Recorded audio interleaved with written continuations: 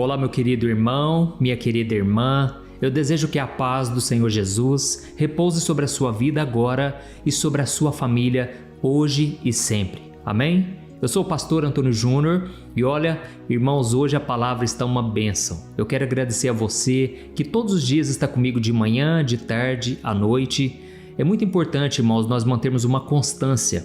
A minha esposa costuma dizer uma frase muito simples, mas muito profunda. Ela diz que o segredo do sucesso é a constância no propósito.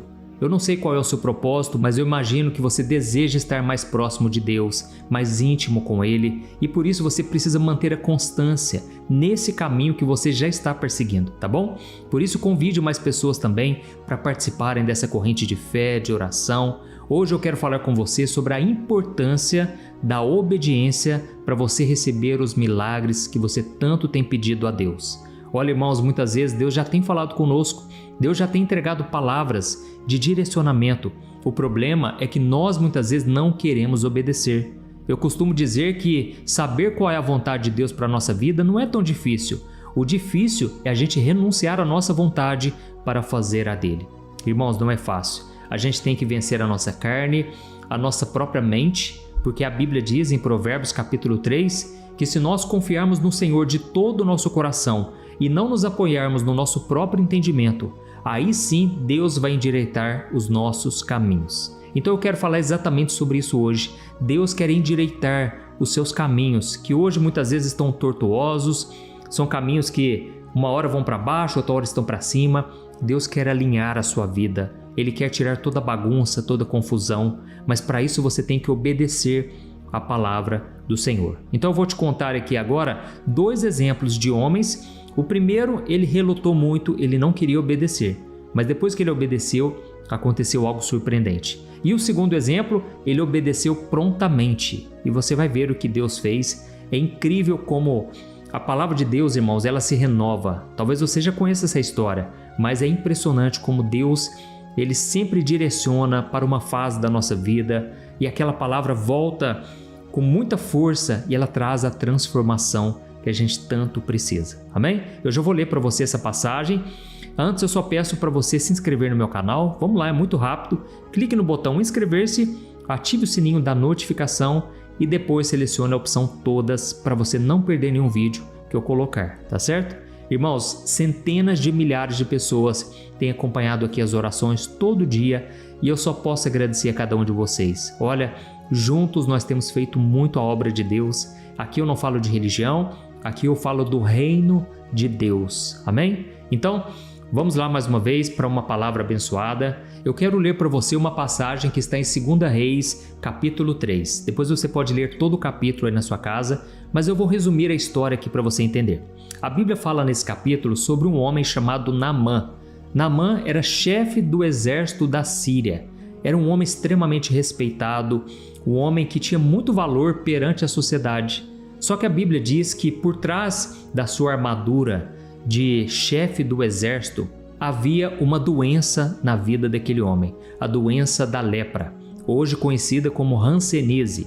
Hoje tem tratamento, hoje as coisas são muito diferentes do que antigamente. Quando uma pessoa tinha lepra no Antigo Testamento, para você ter a noção, as pessoas tinham que ficar longe, a muitos metros de distância, e começar a gritar: leproso, leproso. Por quê? Será que era um preconceito? Será que era uma discriminação? Não era nada disso. É porque, como não tinha tratamento, as pessoas que chegassem perto, que tocassem no leproso, elas também pegariam a lepra, entendeu? Então elas tinham que falar: olha, leproso, aquela pessoa é leprosa, para que ninguém chegasse perto.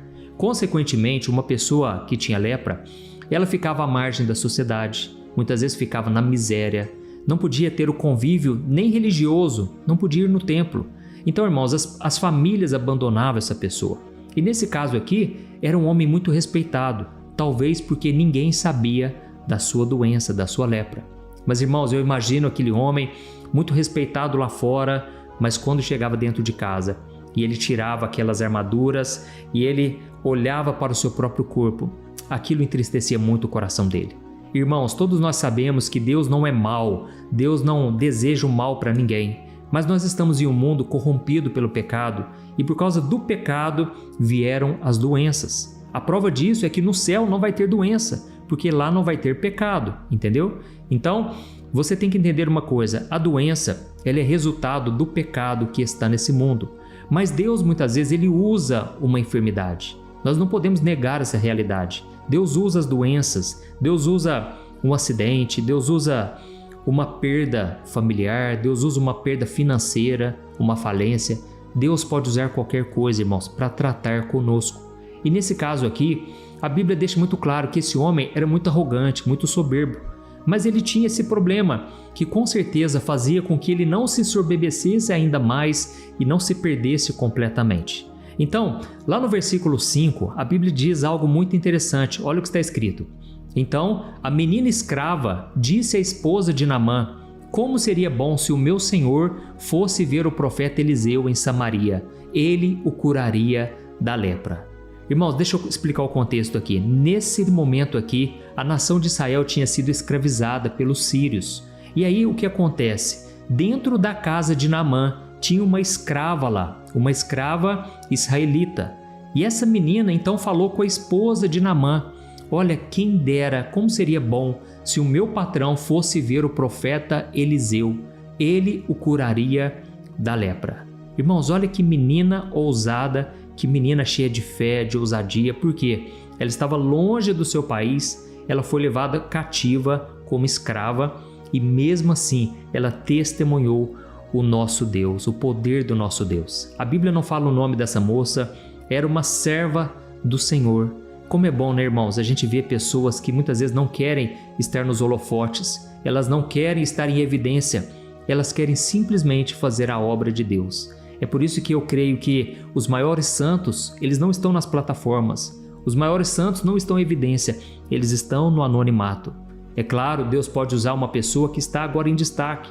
Mas, irmãos, Deus não está importando para nada disso. E, aliás, se Deus coloca uma pessoa em destaque, é porque Ele quer usar ela mais ainda. Amém? E essa menina falou: olha, quem dera se ele conhecesse, ele fosse visitar o profeta Eliseu. Sabe o que aconteceu? Aquele homem que tinha aquela doença que tanto deixava ele triste, fez com que ele tomasse uma atitude. Então ele foi em busca desse tal profeta Eliseu.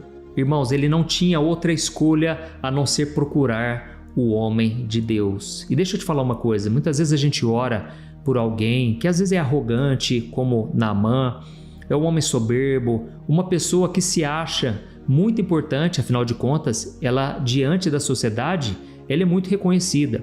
Irmãos, para esse tipo de pessoa, nós precisamos orar, pedindo que Deus quebrante o coração delas, que Deus tire toda a cegueira espiritual e que Deus tire esse orgulho, essa soberba. E muitas vezes, sabe o que vai acontecer? Essa pessoa vai passar por alguma dificuldade que vai ser a peça-chave para que ela queira uma transformação. E graças a Deus, esse homem, ele foi obediente ao conselho daquela menina. E eu quero ler para você o que aconteceu depois que aquela menina convidou ele para ir lá conhecer o profeta Eliseu. Olha só o que está escrito no versículo 8. 2 Reis, capítulo 3, o versículo 8 ao 12. Presta muita atenção. Naamã então foi com seus cavalos e carruagens, e ele parou na porta da casa de Eliseu. E Eliseu não saiu para fora, ele simplesmente mandou um mensageiro dizer a Naamã: vá e lave-se 7 vezes no rio Jordão, e a sua pele será restaurada e você ficará curado totalmente da lepra. Naamã ficou indignado com aquilo, e ele disse: eu imaginei que esse profeta sairia para me receber. Eu esperava que ele movesse as mãos sobre a lepra, invocasse o nome do Senhor, o seu Deus, e me curasse. Não são os rios Abana e Farfar, em Damasco, melhores do que qualquer rio em Israel? Será que eu não poderia me lavar em um desses e ser curado? Naamã deu meia volta e partiu furioso. Olha isso, irmãos, aqui nós vemos o profeta Eliseu, ele enviou um mensageiro para falar com Naamã. Olha, você deve se lavar 7 vezes no rio Jordão. Você tem que mergulhar 7 vezes. Irmãos, naquela hora, Naamã poderia ter sido humilde. Ele poderia ter pensado: o quê? Esse cara é homem de Deus, esse homem é profeta. Então eu vou fazer tudo o que ele me mandar. Só que em vez disso, irmãos, ele relutou. E ele falou que eu não vou mergulhar nesse rio sujo. Qualquer outro rio em Damasco, qualquer outro lugar, é mais limpo do que qualquer outro rio em Israel. Irmãos, eu já batizei pessoas no Rio Jordão. É um rio lamacento, é um rio de águas marrom, sabe? É um marrom escuro. Não é uma água clarinha. Mas, irmãos, Deus queria usar esse rio para curar a vida desse homem. E naquela hora ele foi embora e ele disse: eu não vou, de jeito nenhum. Só que, irmãos, olha o que os funcionários de Naamã disseram para ele. Continuando aqui, ó. Mas os seus oficiais tentaram convencer Naamã, dizendo: meu senhor, se o profeta lhe tivesse pedido para fazer algo muito difícil, o senhor não teria feito? Por isso o senhor deve obedecer à instrução dele, porque ele disse apenas: vá, lave-se no rio Jordão e seja curado. Assim Naamã desceu ao Jordão e mergulhou 7 vezes, conforme a instrução do homem de Deus. Então a sua pele ficou saudável como a de uma criança e ele foi totalmente curado. Amém? Irmãos, a primeira coisa que eu quero falar para você, nunca se esqueça disso aqui, ó. Deus não pede a sua opinião, Deus pede a sua obediência. Amém? Deus não está pedindo a sua opinião. Deus é Deus, irmãos. Os caminhos dele, os pensamentos dele são muito mais elevados que os nossos. Então simplesmente obedeça. Não seja teimoso como Naamã, não seja soberbo como ele, porque ele poderia ter perdido a sua cura. Ele estava indo embora, irmãos. Graças a Deus ele tinha pessoas à sua volta que queriam o bem daquele homem. Irmãos, a gente tem que agradecer muito pessoas que deram um toque na nossa vida, que puxaram a nossa orelha. Eu sou muito grato aos meus amigos, os meus pais, pessoas que me instruíram, porque eu não sou o dono da verdade. Eu tenho minhas falhas, muitas vezes eu não enxergo um caminho à minha frente. Mas então Deus usa minha esposa, Deus usa os meus filhos, Deus usa pessoas para abrir os meus olhos. Olha, talvez Deus já está usando alguém na sua vida. Você precisa parar de ser teimoso, de querer ficar dando a sua opinião para Deus, sabe? Lembra do que eu falei lá no começo? Provérbios capítulo 3, o versículo 5, que diz assim, ó, não confie no seu próprio entendimento, mas reconheça o Senhor em todos os seus caminhos e Deus vai endireitar os seus caminhos. Olha, tem que ser uma parceria, irmãos. Você faz a sua parte e Deus faz a dele. Não queira somente ficar orando e achando que Deus tem que fazer do seu jeito. Não é assim. Às vezes a resposta não está vindo porque você está travado. Você só ora desse jeito. Tem que ser assim. Você coloca data para Deus. Você fala: Deus, ó, eu tenho até dia tal, até tal horário. Tem que ser assim, Deus. Irmãos, Deus não vai se prender à nossa religiosidade. Ele não vai entrar dentro de uma caixinha, irmão. Deus é Deus. Deixa Ele fazer do jeito dele. Simplesmente confie no Senhor. Amém? E então ele obedeceu à instrução do profeta Eliseu. E ele mergulhou. E quando ele mergulhou a 7ª vez, e talvez ele pensasse assim, mas para que 7? Não pode ser 1, 2, 3? Irmãos, se Deus deu instrução, vamos fazer. Amém? Se Deus está falando, olha, faz isso, isso, isso, vai lá, obedece e você vai ver o que Ele vai fazer. Olha, muitas vezes, irmãos, vai parecer ilógico, muitas vezes vai contra a sua razão. E eu ouso dizer que tudo aquilo que você faz que não vai contra a sua razão, então não é uma atitude de fé. Você precisa muitas vezes ir contra aquilo que você aprendeu desde a infância. Tem muitas pessoas, irmãos, que não abrem mão da religião por causa de tradição. Ah, porque eu nasci nessa religião, eu aprendi com os meus pais, meus parentes. Irmãos, o próprio Jesus disse na época para os religiosos, ele disse: vocês estão trocando a obediência a Deus por causa da tradição. Tome cuidado. Muitas vezes você aprendeu de um jeito, não quer dizer que aquilo é a verdade. Ouça a palavra de Deus. Busque a palavra de Deus sem interferência de nada, tá certo? E aí você vai descobrir a verdade e a verdade vai te libertar. Glória a Deus. Então eu contei aqui o primeiro exemplo. Naamã, ele resistiu, mas ele foi lá e obedeceu e o milagre chegou. Eu vou contar um outro exemplo aqui, um contraste muito grande, que foi na vida de Gideão. Deus falou para Gideão: Gideão, você vai derrotar os midianitas, eu vou te dar vitória, só que tem um porém, o seu exército está muito grande, no seu exército tem 32.000 pessoas, ou seja, é muita gente. E aí, se você lutar com esse tanto de gente, vocês não vão me glorificar. Deus falando com ele. Vocês vão se vangloriar, vocês vão começar a achar que foi a sua própria força que trouxe a vitória. Irmãos, olha que coisa ilógica também, né? Muitas vezes a gente pensa, para eu lutar e vencer o inimigo, eu tenho que ter todos os armamentos, todo o exército. Mas, irmãos, na visão de Deus é diferente. Deus prefere menos pessoas. Deus prefere um grupinho pequeno, talvez uma pessoa só. Para quê? Para que a glória seja totalmente de Deus. Tem muitas pessoas que têm 1000 habilidades, elas têm muita condição financeira e Deus não usa elas. Deus não faz nada na vida delas. Por quê? Porque elas não querem glorificar a Deus. Então, como eu disse para você, lá em Juízes capítulo 7, conta essa história de Gideão. E aí Deus deu uma instrução para Gideão. Deus falou, olha, chame o seu exército de 32.000 pessoas e pergunte quem está com medo. Quem está apavorado, com medo de enfrentar a batalha, pode ir embora para casa. Fica lá com a sua esposa, com seus filhos, pode ir embora. Sabe o que aconteceu? De 32.000 pessoas, 22.000 soldados foram embora. Irmãos, do que adianta a quantidade? Deus queria qualidade e sempre foi assim. Então, 22.000 pessoas foram embora, sobraram apenas 10.000. E aí talvez Josué pensasse, agora chegou a hora, vamos lá enfrentar os midianitas. E aí sabe o que Deus falou para ele? Gideão, eu não quero 10.000, eu quero que você reduza esse exército aí, porque senão vocês vão achar que foi a força de vocês que trouxe a vitória. E aí então Deus deu uma instrução muito interessante para Gideão. Ele falou o seguinte, ó, você vai mandar esse povo lá na beira do riacho, e aí você vai observar e você vai separar essas pessoas pela maneira como eles bebem água. A maneira como o soldado bebe água você vai separar. De um lado você vai separar pessoas que chegam lá na beirada do riacho e eles abrem a mão assim, ó, e começam a beber na mão, né? E começa a colocar a língua aqui, ó, bebendo como se fosse um cachorrinho, bebendo a água. Essa foi a instrução que Deus deu, irmãos. E aí ele falou, olha, Gideão, fique atento também àqueles que se ajoelham diante do riacho e começa a beber que nem um gatinho, que nem um cachorrinho, e aí você vai separar essa pessoa também. Aqueles que simplesmente pegam a água, colocam na mão e começam a lamber, daqueles que se ajoelham e começam a beber diretamente no riacho. E aí, irmãos, olha que coisa interessante, né? Gideão obedeceu. Ele parecia talvez pensar assim, nossa, mas que instrução maluca, que coisa doida que Deus deu. Mas ele foi lá e obedeceu. Sabe o que aconteceu?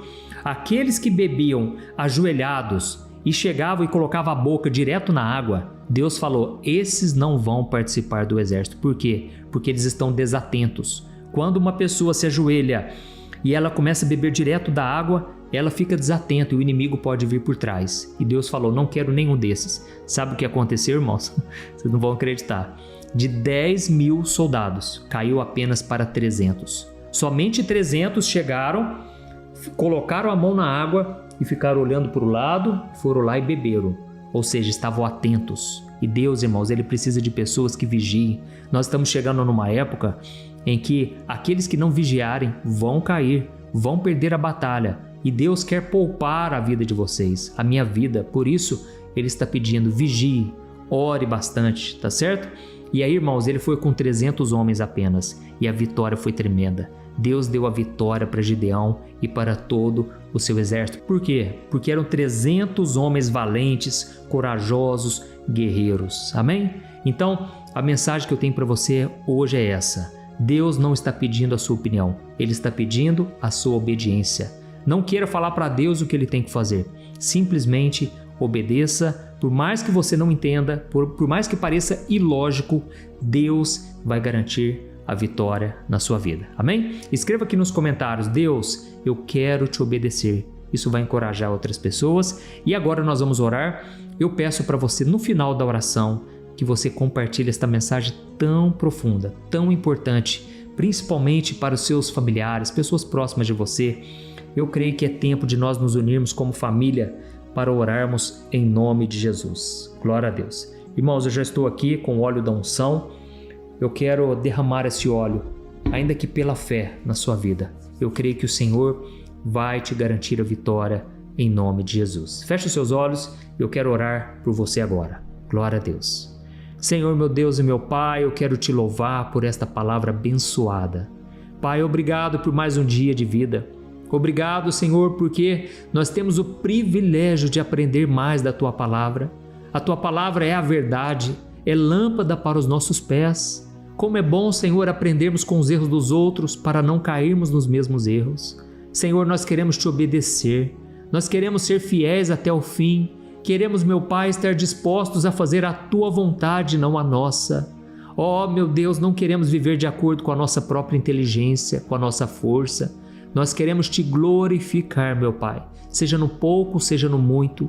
O teu nome tem que ser glorificado na nossa casa. Santifica o teu nome, Senhor, através de nós, através do nosso testemunho, na nossa casa, no trabalho, na escola, onde nós estivermos, meu Pai. Nós queremos te glorificar e reconhecer que tudo vem das tuas mãos. Nós não temos força suficiente, não temos capacidade para vencer o inimigo, mas o Senhor é fiel e tem nos dado a vitória. Pai, não nos deixe romper com essa corrente de fé e de oração. Nós queremos estar todo dia aprendendo mais de Ti, Senhor. Queremos crescer espiritualmente. Oh, meu Deus, queremos viver milagres, Pai. Muitas vezes a nossa mente nos atrapalha, a nossa razão. Muitas vezes nós pensamos, não pode ser, Deus não faria isso ou aquilo, Deus não poderia dar uma instrução como essa. Mas, Senhor, hoje nós aprendemos que muitas vezes os teus caminhos são muito mais elevados que os nossos. Enquanto nós estamos pensando algo, o Senhor já pensou lá na frente. Por isso, Senhor, nós queremos te obedecer, Pai. A nossa vida muitas vezes está confusa, está cheia de pendências, tanta coisa ainda desarrumada, mas nós queremos ser fiéis a Ti, Senhor. Assim como Naamã acabou obedecendo e foi curado e a sua pele ficou como de uma criança. Eu creio, meu Pai, que a nossa vida será limpa, será transformada, será transparente, será algo que as pessoas vão olhar e vão dizer: foi a mão de Deus que operou, não tem explicação. Pai, muitas vezes nós estamos sofrendo no meio do deserto e as pessoas realmente não entendem como nós conseguimos suportar tanta batalha, tanta dificuldade.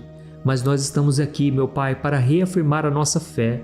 É o Senhor quem tem nos sustentado de pé. Obrigado, meu Deus, por esta palavra. Que o Senhor nos alimente, que o Senhor nos dê o pão de cada dia e que o Senhor complete a boa obra que começou na vida dos teus filhos. Pai, abençoa o lar, abençoa a família, o trabalho, tudo que envolver a vida dessa pessoa hoje, meu Pai. Traga renovo espiritual, traga uma alegria e uma paz que excede todo o entendimento.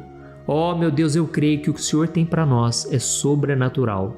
Nós ainda não conhecemos, as pessoas não sabem o que é, mas o Senhor tem preparado para nós. E eu creio que toda sorte de bênçãos virá sobre a nossa vida e sobre a nossa casa. Eu estendo as minhas mãos e eu te peço, cura, Senhor, liberta, restaura as feridas emocionais, feridas da alma. Ó Jesus, traga a cura completa através do sangue de Jesus, que foi derramado na cruz há 2000 anos atrás. Eu tomo posse do perdão, da graça e da misericórdia. E eu te peço, Jesus, seja o Senhor e Salvador da vida de cada pessoa que está me ouvindo. O Senhor está acima da religião. O Senhor é o Filho do Deus vivo que morreu e ressuscitou e hoje intercede por nós. É em teu nome, Jesus, que eu já te agradeço por tudo. Amém.